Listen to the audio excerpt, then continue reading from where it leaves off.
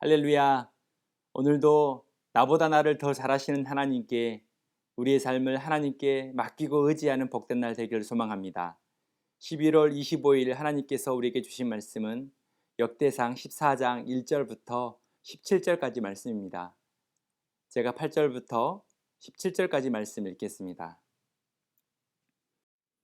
다윗이 기름 부음을 받아 온 이스라엘의 왕이 되었다 함을 블레셋 사람들이 듣고 모든 블레셋 사람들이 다윗을 찾으러 올라오매 다윗이 듣고 대항하러 나갔으나 블레셋 사람들이 이미 이르러 르바임 골짜기로 쳐들어온지라.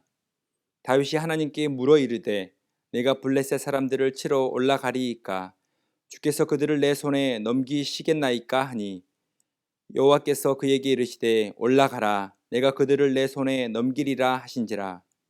이에 무리가 바알 브라심으로 올라갔더니 다윗이 거기서 그들을 치고 다윗이 이르되 하나님이 물을 쪼겜같이 내 손으로 내 대적을 흩으셨다 하므로 그곳 이름을 바알 브라심이라 부르니라. 블레셋 사람이 그들의 우상을 그곳에 버렸으므로 다윗이 명령하여 불에 사르니라. 블레셋 사람들이 다시 골짜기를 침범한지라. 다윗이 또 하나님께 묻자온데 하나님이 이르시되 마주 올라가지 말고 그들 뒤로 돌아 뽕나무 숲을 맞은편에서 그들을 기습하되 뽕나무 꼭대기에서 걸음 걷는 소리가 들리거든 곧 나가서 싸우라. 너보다 하나님이 앞서 나아가서 블레셋 사람들의 군대를 치리라 하신지라.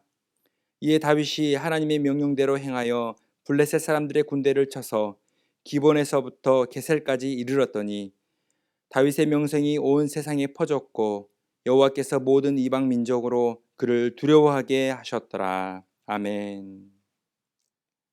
역대기 14장은 다윗이 하나님께로부터 받은 복에 대하여 기록하고 있습니다. 14장 전체는 다윗이 하나님의 섭리로 궁전을 건축한 이야기, 많은 자녀를 낳은 이야기, 또한 블레셋과의 전쟁에서 승리한 이야기가 기록되어 있습니다. 그런데 우리가 먼저 주목해 보아야 할 것이 있는데요. 그것은 바로 14장의 기록, 위치입니다. 14장은 마치 샌드위치처럼 언약궤를 다윗성에 모셔오는 이야기 사이에 기록된 내용입니다. 바로 앞에 13장은 언약궤를 운반할 때 정해진 방법을 따르지 않아서 웃사가 죽게 되고 결국 운반에 실패한 이야기가 기록되어 있습니다. 우리가 내일 살펴볼 15장은 레위인들이 그들의 몸을 성결하게 하고 언약궤를 어깨에 메어 다윗성으로 모셔오는 일을 성공한 이야기가 기록되어 있습니다. 결과적으로 오늘 본문 14장은 13장 언약궤 운반 실패의 이야기와 15장 언약궤 운반 성공 이야기 사이에 기록되어 있습니다. 역대기 기자는 언약궤를 운반하는 실패와 성공 사건 사이에서 다윗이 받은 복의 이야기를 기록하고 있는 것입니다. 그래서 오늘 14장에 기록된 말씀을 통해서 실패가 성공으로 변화되고 슬픔과 탄식이 복으로 바뀌도록 하는 하나님의 지혜를 우리는 깨달을 수 있게 됩니다. 인생의 실패의 경험 속에서 우리를 향한 하나님의 뜻은 무엇일까요? 하나님은 먼저 새롭게 변화된 신앙과 삶의 태도를 우리에게 요청하십니다. 그것은 인생의 실패를 가볍게 여기지 않는 태도입니다. 실패의 경험 안에서 잘못된 것은 반드시 회개하고 새롭게 변화된 신앙의 태도를 가지는 것입니다. 다윗이 언약궤를 운반할 때 레위인들이 어깨에 메고 가야 하는데 새수레로 운반하다가 웃사가 죽게 되었습니다.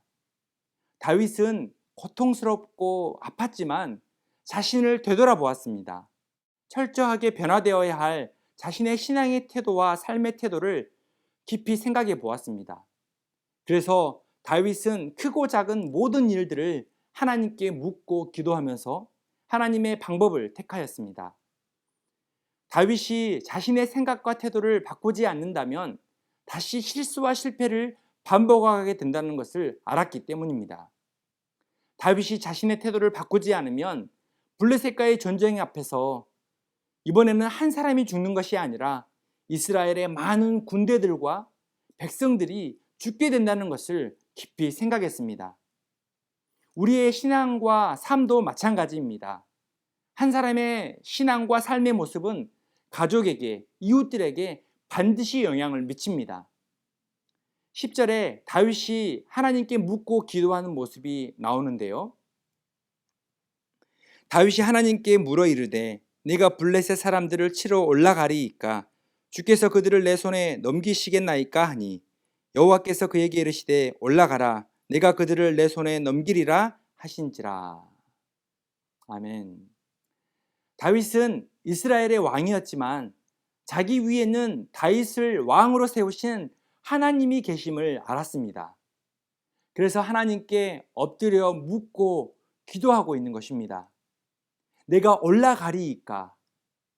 다윗은 구체적인 행동 하나하나를 묻고 있습니다. 성도 여러분, 기도는 누가 하는 것입니까? 시간이 많고 신앙생활을 오래 한 성도가 하는 것입니까? 아닙니다. 하나님께서 살아계셔서 나와 함께 계심을 믿는 사람, 하나님은 그분의 전능하심으로 나에게 맞는 가장 좋은 것을 주신다는 것을 믿는 사람이 기도하게 되는 것입니다. 다윗은 블레셋과의 전쟁을 앞두고 자기 마음대로 공격 계획을 세우지 않았습니다. 자기 마음대로 방법을 결정하지 않았습니다. 오직 하나님께 기도하여 좋은 방법을 물은 것입니다. 다윗은 블레셋과의 1차 침공, 그 전쟁 앞에서 하나님의 뜻과 방법을 가지고 승리하게 되었습니다. 그리고 블레셋의 2차 침공을 할 때도 변함없이 같은 신앙의 태도를 가집니다. 14절인데요. 다윗이 또 하나님께 묻자온데 하나님이 이르되 마주 올라가지 말고 그들 뒤로 돌아 뽕나무 숲을 맞은편에서 그들을 기습하되. 이번에는 다윗이 하나님께 물을 때에 정면 승부가 아니라 하나님께서 알려주신 기습 방법으로 승리하게 하십니다. 매번 하나님께서 물을 때마다 다른 방법을 하나님이 가르쳐 주신 것입니다. 사랑하는 성도 여러분, 하나님께 묻고 기도하는 것이 성공적인 삶의 시작입니다. 다윗은 하나님께 묻는 것으로 블레셋과의 전쟁을 시작하였습니다. 그래서 우리가 하루 30분 예배로 하나님을 예배하고 하루를 시작하는 것은 우리가 강하고 능하신 하나님과 동행하는 삶의 첫 걸음을 내딛는 것입니다. 15절을 읽겠습니다. 너보다 하나님이 앞서 나아가서 블레셋 사람들의 군대를 치리라 하신지라. 아멘. 하나님은 우리보다 앞서서 행하시겠다고 약속하십니다. 당장 예배하고 기도하는 것이 내 삶에 아무런 변화가 없는 것처럼 느껴지지만 그렇지 않습니다. 하나님께서는 우리의 예배와 기도를 받으시고 앞서 나아가셔서 우리를 위해 일하시는 좋으신 하나님이십니다. 혹시 최근 나의 삶에 있어서 사람들과의 관계가 그 문제가 반복해서 생기지 않습니까? 자녀와의 갈등이 계속해서 깊어지고 있지 않습니까? 사업과 직장이 풀어지지 않는 문제가 계속 반복되지 않습니까? 하나님의 일을 하는데도 기쁘지 않고 힘들게 느껴지지 않습니까? 혹시 이러한 질문에 우리가 해당된다면 우리는 다윗처럼 변화를 시작해야 할 때가 되었습니다. 하나님께 나의 신앙과 삶의 태도 하나하나를 묻고 기도하면서 하나님의 뜻에 합당한 삶으로 우리가 바뀌어져야 합니다. 우리 모두가 다윗처럼 신앙과 삶의 태도를 바꿔서 먼저 묻고 기도하며 하나님의 뜻을 분별하는 믿음의 사람이 되시길 주님의 이름으로 축복합니다. 앞서 행하시는 하나님을 기대하며 오늘도 예배자의 삶을 살아가기를 축복합니다.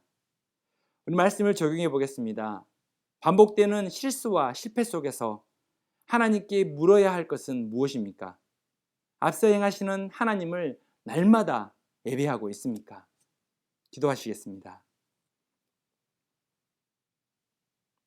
사랑의 하나님, 우리의 삶에서 내 생각에 옳은 대로 결정하는 자기 결정을 멈추게 하시고 하나님의 뜻을 묻고 응답받는 삶으로 나아가게 하여 주옵소서. 연약한 나의 삶이 전능하신 하나님의 말씀과 그 뜻 안에서 온전히 선한 길로 인도함 받는 축복의 삶이 되게 하여 주옵소서. 오늘도 연약한 우리의 삶, 해결되지 않는 삶의 문제, 복잡하고 어려운 모든 사람과의 이해관계 안에서 하나님의 사랑과 하나님의 평화와 하나님의 기쁨과 감사가 넘쳐나는 복된 하루가 될 수 있도록 우리의 삶을 견인하여 주옵소서. 감사하며 예수 그리스도의 이름으로 기도드립니다. 아멘.